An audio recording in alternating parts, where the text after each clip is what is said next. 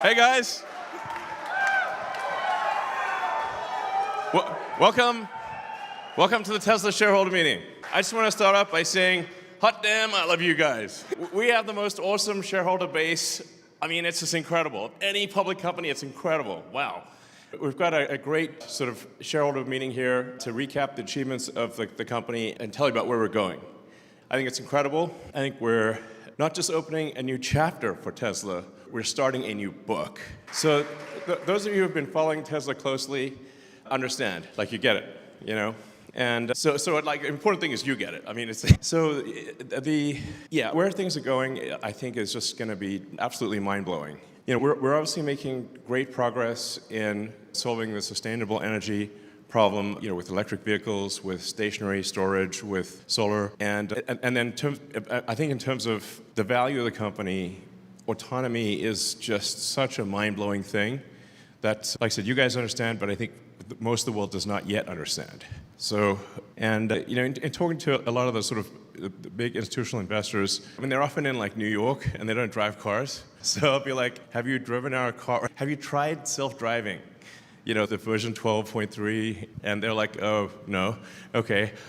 Well, you should try it. That would be a good thing to do. And if you just plot the points on the curve of how well autonomy is progressing, and just believe the curve, it's headed towards unsupervised full self-driving very quickly at an exponential pace.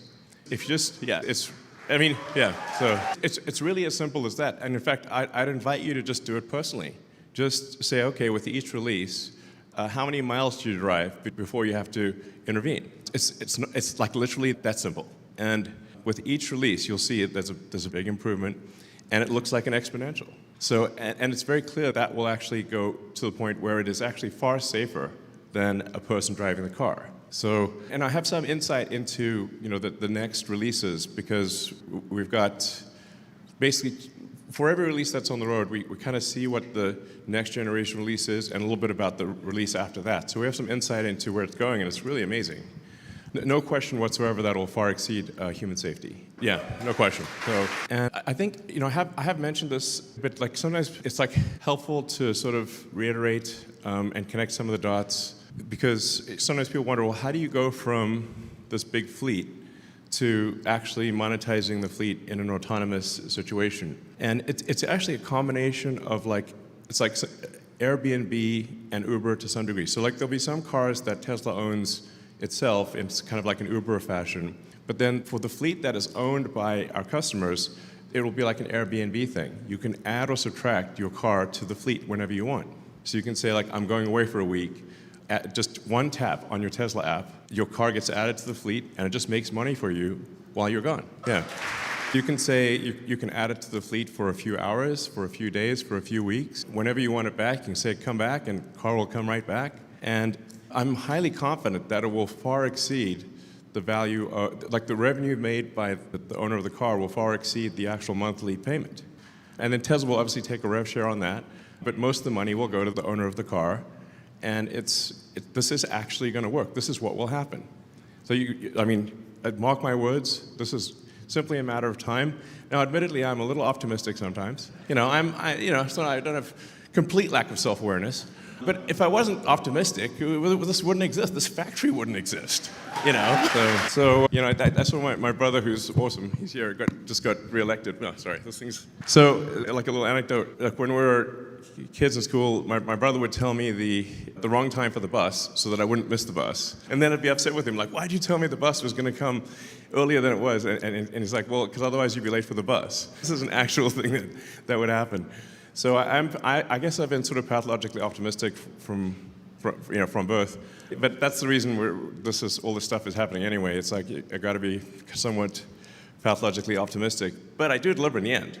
That's the important thing. So yeah, and it's really just going to be something else. I mentioned this before, but like for ARK Invest, I'd recommend reading the ARK Invest analysis. That's the most accurate. There may be more accurate ones, but the most accurate sort of analysis of the potential of autonomy.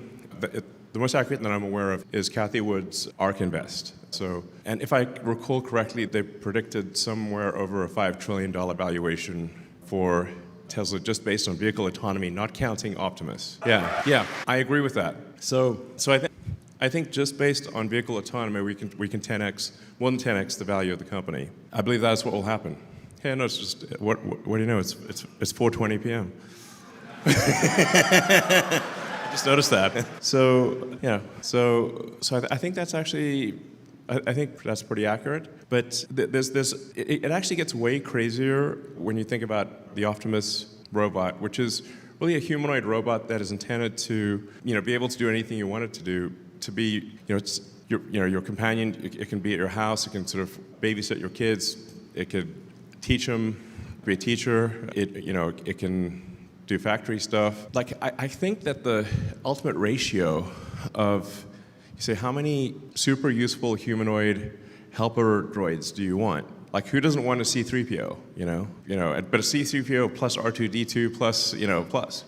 It would be pretty awesome. I think everyone in the world is going to want one. Like, literally everyone. And then there'll be, obviously, robots in industry making stuff. And so, I think the ratio of humanoid robots to humans will probably be at least 2 to 1, something like that.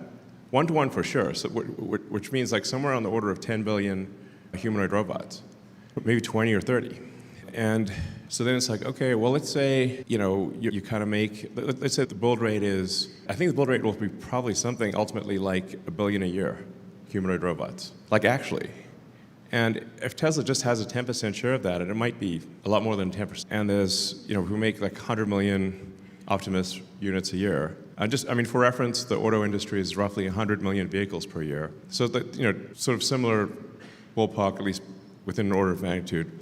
And I think we could make one for a cost of maybe at really high scale of about $10,000. It's smaller, it'd be less expensive than a car. So, and I think if you sell it for $20,000 or something, this is at large scale volume, Tesla would basically make about $1 trillion of profit a year from that.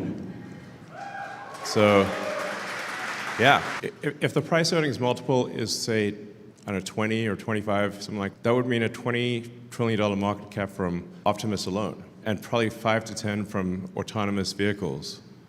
So, I think it's within the realm of possibility for Tesla to achieve a valuation 10 times that of the most valuable company today. So when I say this is like we're starting a new book, it's going to be the best book. Next level, next level. Now we need to make sure these robots are nice to us, and that's very important. So anyway, so with that, let me get into the presentation. Blah blah blah blah blah blah. Man, I think it might be worth us just putting a word limit on future shareholder Tesla proposals. It's like you can't have like a novel length, It's kind of like you can't have a whole novel as a Tesla proposal. So. Anyway, as you can see, our impact is accelerating. We're starting to make a real noticeable dent in carbon emissions. So we're really, making a lot of progress towards achieving our goal of sustainability. And one of the effects of autonomy is going to be an even greater effect on carbon emissions, because I suspect that we'll go from passenger cars having about 10 hours of usage per week, about an hour and a half per day, to probably a third of the hours in the week, maybe 50, 55 hours, which means the same car will be used 5 times. So you need a certain amount of resources to make the car, but it'll have 5 times the usage, in my opinion. I think that's quite likely, which will be an even more dramatic impact on carbon emissions. So, we care a lot about sustainable manufacturing. Our factories are beautiful. Like, you walk around the factory. It's actually, contrary to these, like, what you read in the press, it's like a good vibe in the factory. Like, people are smiling and happy. It's like, it's nice. So, yeah. So, we do care. We actually do care a lot at Tesla about doing the right thing. And, we're not going to be perfect, but we do care a lot about doing the right thing. So, our vehicles are water efficient, energy efficient. We try, whenever possible, to use renewables for powering the factory. And, do our best to do the right thing. Our batteries are lasting a lot longer. I got too many things in my hand. Anyway, the batteries are lasting a lot longer, which is good. Safety is good in the factory. We're improving the affordability of EVs. Model Y is comparable to a BMW X3, but its actual cost of ownership on a monthly basis is much lower. We were #1 in EVs globally last year. So, Yeah. So let's see. And congrats to the Tesla team on making 6 million vehicles all time. So, I mean, the Tesla fleet is really becoming very substantial. I mean, it's going to be 7 million vehicles by the end of this year. Over 7 million vehicles. So and our factory in Fremont is currently the highest volume auto factory in North America. So, and we broke the prior production record from when it was NUMMI. So it's actually pretty wild that we have a giant car factory in the San Francisco Bay Area. It's not exactly the cheapest place to have a car factory. It's like that in the Swiss Alps or something, you know. But we still managed to make, great cars at high volume, and that's a testament to the great team we've got in Fremont. So congrats to the Fremont team. And a lot of people were saying the Cybertruck is like fake, it's never going to come out. And now we're shipping a lot of Cybertrucks. We hit a weekly record of 1,300. And, I think that with the Cybertruck, it really is something special. Like, people sometimes have like different opinions on the Cybertruck. But if you really want to know if something is cool, if it's a great product, like, show it to a kid, okay? Like, no filter, okay? The kid's got like no filter, like a 5-year-old, 6-year-old, something like that, or even 3-year-old, and say, which car do you like? Cybertruck. So it's like, that's how you know. And it's finally something that it just looks like the future. And it drives so well. It's comfortable. It's just a fantastic product. I think it's our best product. And it's a lot of innovation. It's got a 48 volts low voltage system. Finally, instead of 12 volts, 800 volt drivetrain, the world's biggest castings. It's bulletproof, all the cool things. Can outpull a F350 diesel, which is a very impressive truck, and it can do a quarter mile faster than a Porsche 911 while towing a Porsche 911. So that's insane. So yeah.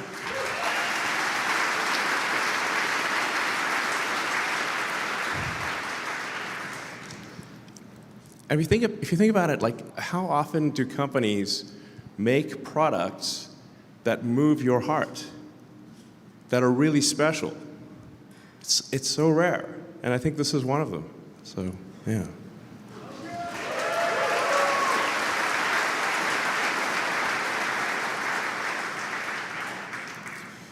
And we launched the upgraded 3, which is actually a fantastic car. I recommend trying it out. It's really a great car. And it's only $216 after gas savings, like total cost of ownership. It's basically $200 and something when compared to a similar gasoline car. So it's really a great deal and a fun car. And the performance, Model 3 performance is, it's like, faster than a Porsche 911. It's just a great car. So, yeah. And of course, Model Y became the best-selling vehicle globally. And this is something that we predicted. So, I think I said in like 2022, Model Y would be the biggest car in the world by dollar volume sales, and that 2023 it would be the biggest in unit volume, and it was. And again, this year it will be the best-selling car on Earth. So, yeah. And obviously we've got the Tesla Semi. We're in low volume production of the Tesla Semi, and just last week I approved the plans for volume production of the Tesla Semi.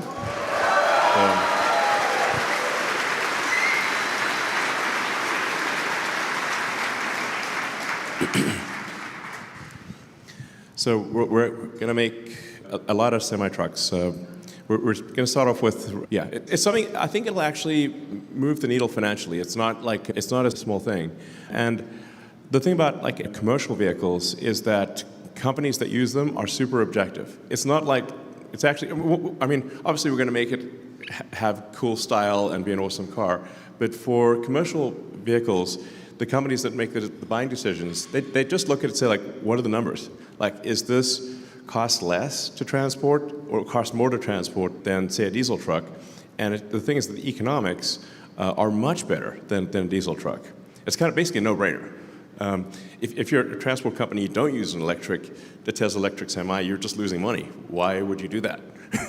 Do you not like money? Okay. But if you do like money, then I recommend using the Tesla Semi. And so,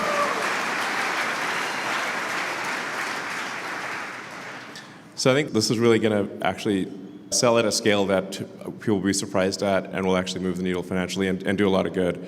And also for CO2 and sustainability, because semis are driven all the time, actually, even at much smaller numbers, they have a very big effect on total carbon emissions solved. So obviously we've got some new products that we're working on under the covers, and I think these are going to be pretty special. So, some of them I think people maybe at first may think, oh, it's not going to be that amazing, but just wait. It will be. Our supercharger network is continuing to grow. Rumors of the death of the supercharger are greatly exaggerated. We are, in fact, continuing to grow the supercharger network significantly. In fact, this year, I think we'll deploy more superchargers this year that are actually working than the rest of industry combined. Just FYI. So, now we are going to be more careful about the capital efficiency of where we deploy superchargers, but for sure, any place that has congestion, any sort of missing parts of the map that we're missing, we're going to put the superchargers there. So even for the remainder of the year, we expect to spend about $500 million on charger deployment. So it's very significant, and it'd be a well-spent $500 million. So it's a lot. So, and this is actually not showing a bunch of new markets that will be opening up later this year and next. So we're obviously we want Tesla to be worldwide, and there's still a lot of countries that we have 0 to very few Teslas, and we want Tesla everywhere. So there are a lot of new markets that we're going to open up later this year and next. We're also opening the superchargers to other companies with the that's the adapter to the old, somewhat clunky connector. But our goal is to be helpful to other car companies. So any other car companies that are going electric, we do want to be helpful to them with our supercharger network. So we're providing them with adapters and enabling them to have access to the Tesla supercharging network because we think it's better to do that than to create a walled garden that inhibits EV growth.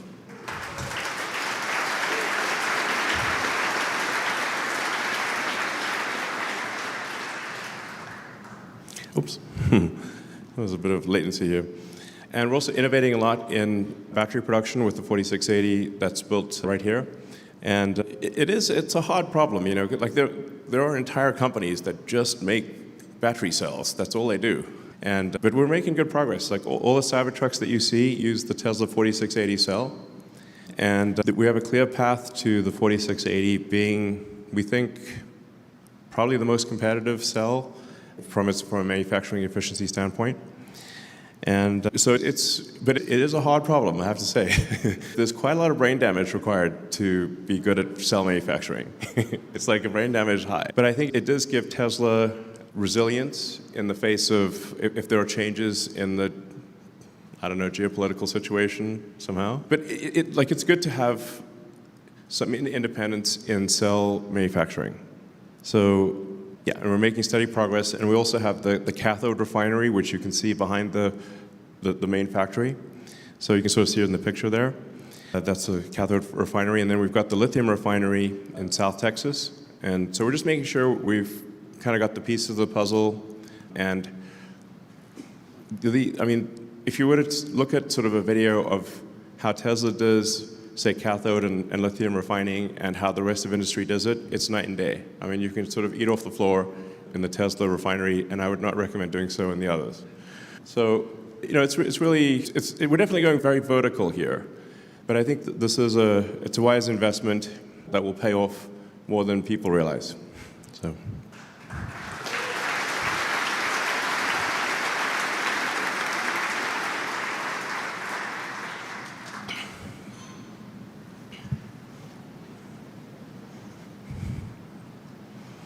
I don't think this thing's working.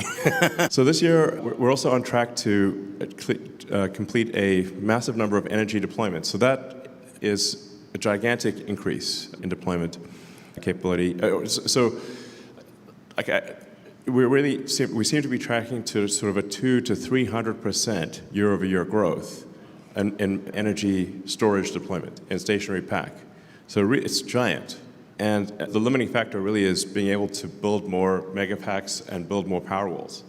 So we're ramping up production of the Powerwall 3, which is really a game changer at the personal level. The Powerwall 3, it usually takes about 3 iterations of any given technology for it to be something where it's like, okay, now we're really hitting the sweet spot. So Powerwall 3 is like an epic product. The Megapack is also, I'd call it sort of iteration 2 of the Megapack, is also an epic product. With the Megapack 3, which is, I don't know, probably a couple years away, we'll start actually absorbing more and more of the substation of the sort of power electronics. So, because I sort of think you want to get to the point with the Megapack where you can literally just take the high voltage power lines and plug them in. There's no substation. We just plug them in. Just drop it down and plug it in. And now it works, which is like mind blowing for the utility industry, by the way. Like, they're like, what? Yeah, you just plug the wires in and it'll work for very high voltage. So that I think is actually going to be a major. So this is great. Excellent work by the energy storage team. Services and other are also looking good. So we're actually now making money on the services and other stuff. So this is kind of a big deal, right? Yeah. So let's see. Yeah, and Tesla's obviously way more than a car company. We do a lot of software at Tesla. About, I don't know, roughly half or a very huge percentage of the engineering we do is actually software engineering. So Tesla's, I'd say, as much a software company as it is a hardware company. This is a very big deal because car companies are not software companies normally. So this matters a lot. So things like our Orbiter software for energy storage, all of the software that controls the cars, the Megapacks, the Powerwalls, the solar, obviously for AI and full self-driving are a big deal, insurance, service and collision. Tesla also writes a lot of software internally that helps, like we call the Tesla operating system internally, that is head and shoulders above what any other company has. I think probably better than any Fortune 500 company. The Tesla internal software is just way better. So it's just far more than what people normally think of as a car company. And Tesla is also the leader in real-world AI. So this is a big deal. Like Tesla is ahead of Google, Meta, OpenAI, anyone on real-world software, actually taking in video and making decisions based on video. No one is even close. And it's getting better, I say, with each passing month, if not each passing week. So, yeah. And it's also worth noting that Tesla is actually pretty good at chip design. So the AI inference chip that was designed by Tesla that's in cars, we had sort of our hardware 3 AI inference cars made over the past year have the hardware 4. We've just completed design on hardware 5, which we're now calling AI 5, because there still actually is not a chip, and I have a lot of respect for NVIDIA, any company that we would prefer to put in our car that is better than what we have in the car. So,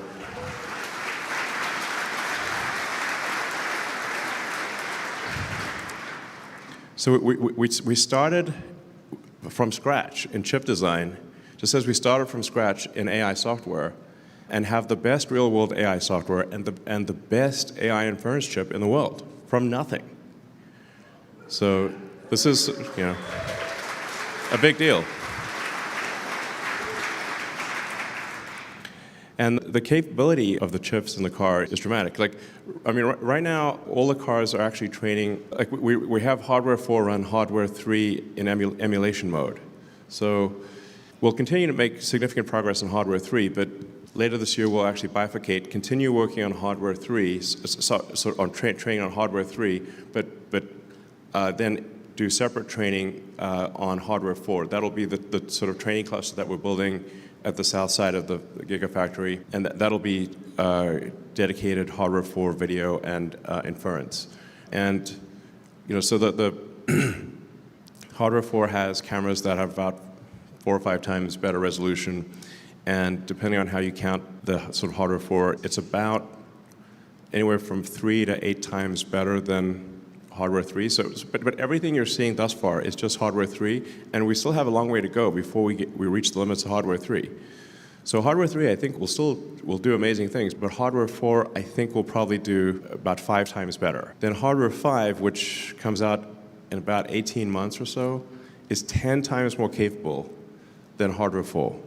It's like if you know NVIDIA hardware, it's sort of a B200 class computer. So, that's like this. So what we'll just progressively do is improve how many nines of reliability the car gets.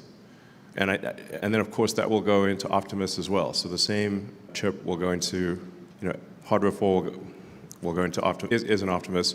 Hardware 5, AI 5, which we're calling switching from Hardware 5 to AI 5, will be in Optimus and in all cars in about 18 months. And it's really just a staggering amount of compute. And it's very power efficient compute. So it's got to be, because if you're in a mobile application like a humanoid robot or a car, you can't just be sucking down 10 kilowatts, like you can in a data center. So you've got to be very power efficient.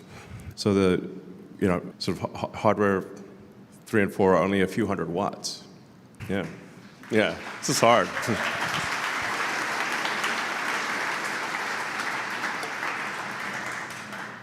Now, Hardware 5 will be able to go probably up to about 700 or 800 watts, but it'll power fluctuate contingent upon the complexity of the scene that it is in. So if it is in a parking lot stationary, it's like, don't have to think very much, just like a person. Like if you're in a complicated traffic scenario, you've got to think a lot more than if you're just cruising along, on an empty road. But something that I think is potentially interesting down the road is, like at some point, the Tesla fleet, I think, will probably be, over 100 million vehicles. And if each vehicle has a kilowatt of efficient, I think there's an sort of an Amazon Web Services, AWS type opportunity, because if you've got 100 million vehicles with a kilowatt of efficient inference compute, you've got 100 gigawatts of compute. Like 100 gigawatts of compute is a lot, and it's distributed all over the world. So when the car is not in autonomous mode, which I think probably is, or doing robotaxi work maybe 50, 60 hours a week, but about 100 hours a week, it's not. It's probably stationary. So there's 100 hours of 100 gigawatts of inference compute, which I think we should use. Why not? When people looked at Amazon, which started out, obviously, as an online bookseller, and it's has grown to be, and then Amazon Web Services, like, well, they got all these computers that only really see peak usage sometimes, but what are they going to do when it's not peak usage? And sometimes the Amazon servers are down like 10%. So that's when they said, well, let's do Amazon Web Services. And then Amazon Web Services became more valuable than the entire rest of Amazon. And I think there's some kind of opportunity there that's pretty significant for Tesla down the road. Again, that's really, nobody's really factoring that in, but I think that actually will be quite significant. We also are no longer compute constrained for training. So I check in with the team. It's like, is there anything we could do to improve the pace of progress with respect to training and inference? Currently, that is not the limiting factor. In fact, the limiting factor right now is that the amount of miles between interventions is so long that it takes quite a while to figure out which version is better than the other version, because none of them are requiring any interventions. So it's like, if you start getting to like thousands of miles between interventions, or you're like 10,000 miles to get an intervention, then the average person only drives about 10,000 miles in a year. And if it's in an urban environment, and the average speed is 20 miles an hour, so our professional test drivers get pretty bored, frankly. They're like, okay, I drove all week, and there was no intervention. Like the highlight of the week would be like, yes, an intervention, finally. It's like getting to that point. So this is where actually having a giant fleet is extremely important because we can deploy a new FSD model and run it in shadow mode and see how well it performs. Compare how the human drives the car versus the new self-driving build, and then analyze that delta in shadow mode, like the shadow knows, or doesn't know, as the case may be, and then be able to assess by getting billions of miles very quickly with the giant fleet. Like that, basically, that data engine is incredibly helpful. Like, actually, it's not possible to solve the self-driving problem without having millions of vehicles on the road. So that's actually is like figuring out clever ways to test how good the next build, FSD build, is actually the limiting factor right now. And then, of course, like I said, we are building another training data center right here, which will be dedicated to Hardware 4 training. So we'll bifurcate Hardware 3 and Hardware 4 training later this year. We'll keep improving Hardware 3, but we're going to uncork the full capability of Hardware 4 as well. So, yeah.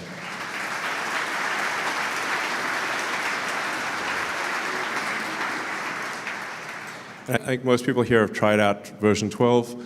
We did say like unsupervised full self-driving would be version 12. So we are actually just keeping the version arbitrarily at 12, and then like calling it 12.4, 12.3, 12.4, 12.5. But it's actually really like version 13, version 14. But anyway, this is an arbitrary designation. So 12.4 is actually like a whole different version than 12.3, and 12.5 is a whole different version than 12.4. So you'll see really giant improvements, I think sometimes factor of 10 improvements between successive versions. And then, as I mentioned, the way it'll work for the existing fleet is you'll be able to add or subtract your car to the fleet as you'd like, and there will also be Tesla-owned cars. So it'll be a combination of like Uber plus Airbnb, but it'll be pretty wild that there'll be a software update, and then the whole fleet suddenly becomes accessible. It's like suddenly you've got 7 million, 10 million cars that can, ultimately tens of millions of cars that can do autonomous driving, and instead of being used 10 hours a week, can be used 50 or 60 hours a week.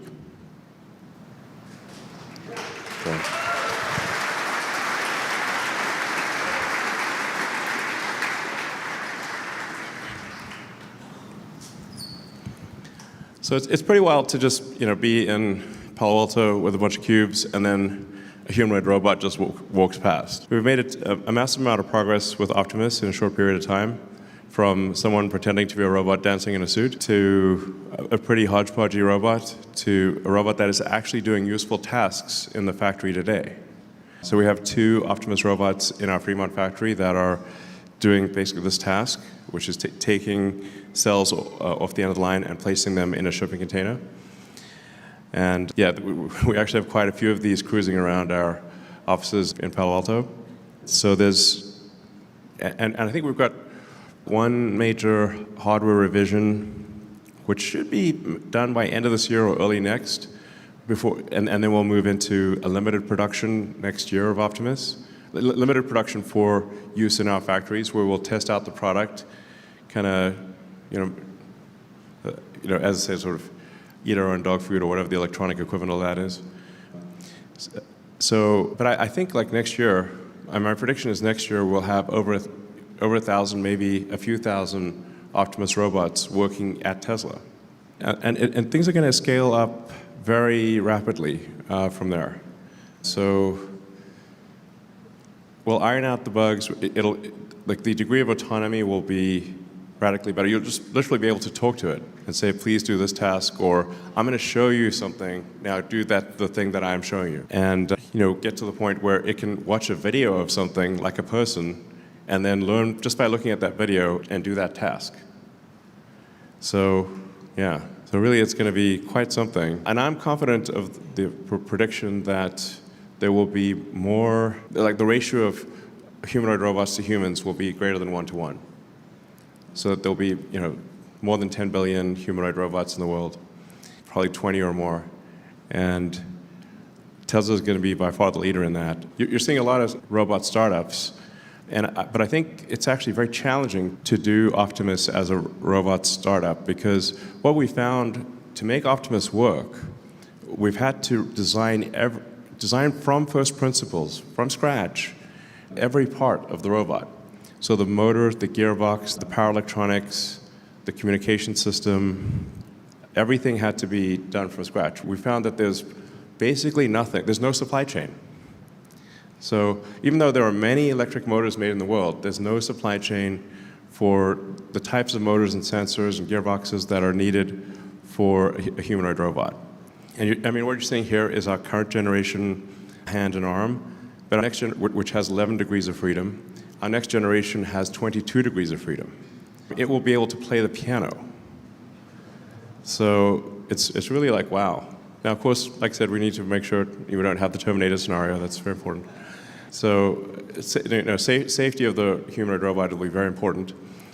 But because it requires so much ground-up designing every motor, gearbox, sensor, power electronics from scratch, it's very hard for a startup to, if not impossible, for a startup to replicate that. But at Tesla, we have the world's best electrical engineering. I think we've got the world's best mechanical engineering for gearboxes and for electric motors, power electronics. So we have the resources to do that. It applies quite well. And then you also have to have the brain. You need a power-efficient inference computer, which we've got for the car, and we'll be using an Optimus. You need AI, you need to be the best in real-world AI, and Tesla's the best in real-world AI. So you need all of these. You need a very strong hand of cards in order to make a compelling robot. And then you also need to be very good at scale manufacturing. So in order to have the robot not cost like hundreds of thousands of dollars, in order to make it cost like $10,000 or $20,000, you actually need to design for manufacturing and be very good at manufacturing. And in my experience, prototypes are easy compared to volume manufacturing. Prototypes are easy, production is hard, relatively speaking. So Tesla has the production capability, it has the engineering capability, and it has the AI hardware and software capability. And even the most optimistic estimates that I've seen for Optimus,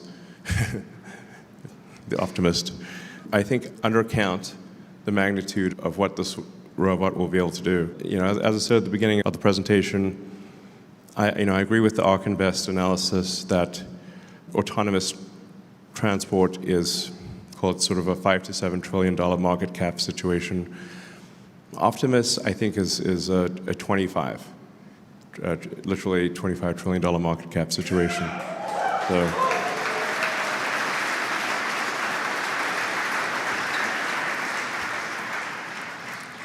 Now, I don't want to trivialize what's necessary to get there. I mean, it's an immense amount of work that is required to get there, like super difficult.